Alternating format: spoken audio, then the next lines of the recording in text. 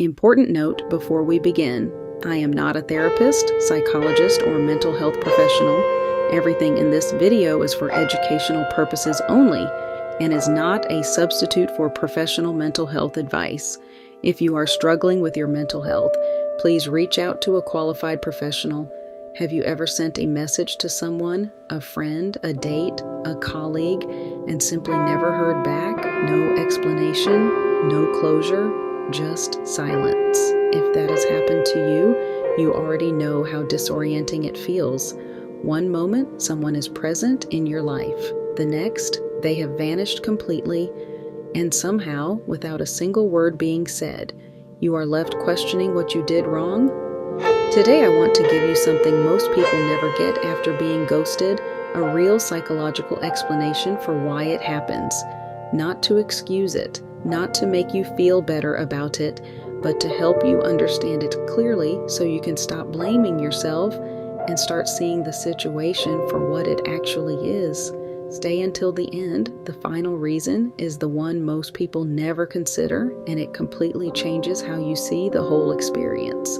Let's get into it. Reason number 1, they are conflict avoidant. The most common reason people ghost is not cruelty. It is conflict avoidance taken to an extreme.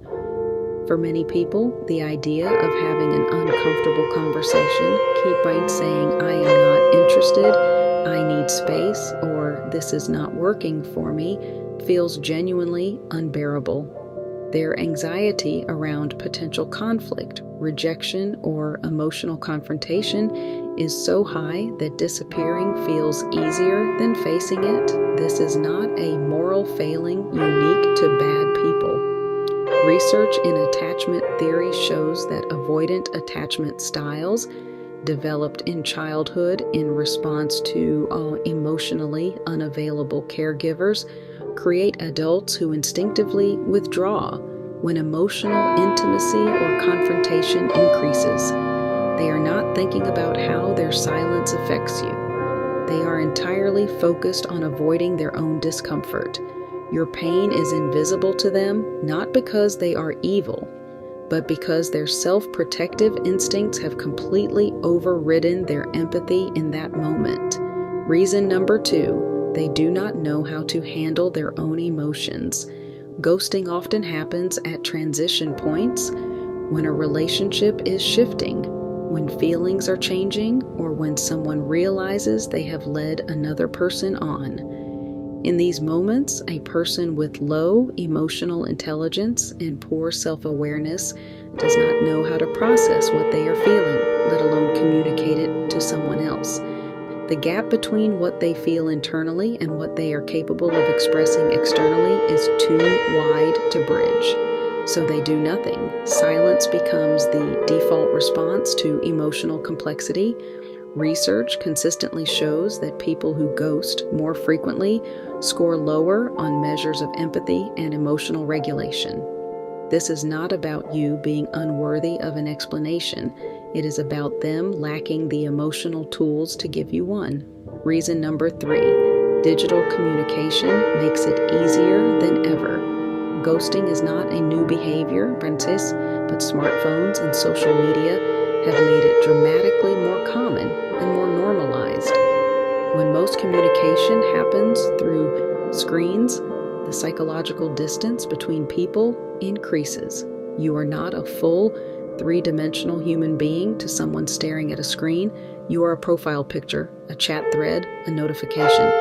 And notifications can be ignored. Research shows that reduced face-to-face interaction significantly lowers the psychological cost of socially harmful behaviors. When someone cannot see your face, hear your voice, or experience your humanity directly, the empathy required to treat you with basic decency is simply less activated. This is not an excuse. It is a structural explanation for why ghosting has become so prevalent in digital-first relationships. Reason number 4, they are protecting themselves from a difficult truth. Sometimes people ghost because they have done something they feel ashamed of. They have led someone on. They have been inconsistent. They have given signals they cannot back up. Facing that person means facing that truth about themselves. Disappearing is easier than accountability. It avoids the moment where they have to say, "I misled you. I was not who I presented myself to be. I am sorry." This type of ghosting is less about you and more about their inability to confront their own inconsistency. The silence is not a judgment of your worth. It is a reflection of their unwillingness to be honest with themselves. Reason number 5. Sometimes it is genuinely about fear of you, not rejection of you. This is the reason most people never consider, and the one that most often changes how people feel after hearing it. Some people ghost not because they think poorly of you, but because they think too highly of you and it scares them. This sounds counterintuitive, but attachment research shows a significant pattern where people with fearful, avoidant attachment styles, sometimes called disorganized attachment, experience deep attraction to someone as a threat rather than a reward. The closer they feel to you, the more intense their fear of being hurt becomes. And so they run. They do not ghost you because you are not enough. They ghost you because on some level you mean too much, and they do not have the emotional capacity to handle that yet. This does not mean you should wait for them. It does not mean their behavior was acceptable, but understanding it can release you from the false story that you were rejected because of some fundamental flaw in who you are. So what do you do after being ghosted? Step 1. Resist the urge to chase. Sending multiple follow-up messages after being ghosted rarely leads to the closure you are looking for. In most cases, it deepens the wound and gives away your power. One follow-up message is enough. After that, silence on your side is dignity. Step 2. Do not fill the silence with your worst fears. The human brain abhors uncertainty and will fill it with the most painful explanation available that you were not good enough, not interesting enough, not worthy of a response. That story is almost never the accurate one. Refer back to the 5 reasons above. Step 3. Allow yourself to feel it without judgment. Being ghosted hurts. It activates the same neural pathways as physical pain. Feeling sad, confused, or angry is not weakness. It is your brain processing a genuine social wound. Give yourself permission to feel it without calling it an overreaction. Step 4. Protect your future self. If someone has ghosted you, especially more than once, treat that information as data about their emotional availability. Not everyone who ghosts is a bad person, but a pattern of ghosting is a reliable signal about someone's capacity for intimacy and communication. Factor it into your decisions going forward. Step 5. If you are finding that being ghosted is significantly affecting your mental health, your self-esteem, or your ability to trust people, please consider speaking with a therapist. The wound that ghosting opens is often connected to deeper attachment patterns and relationship histories that a qualified professional can help you work through in ways that a YouTube video simply cannot. Let's recap the 5 psychological reasons people ghost. 1. Conflict avoidance and avoidant attachment.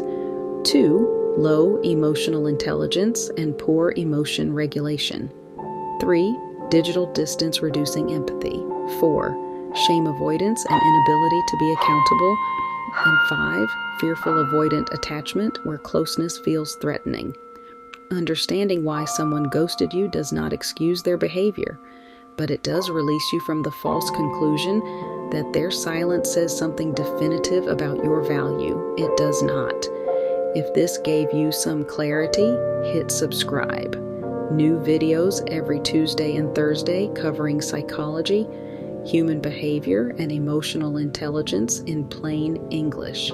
Check the description below. I have linked resources on attachment theory and recovering from difficult relationship experiences.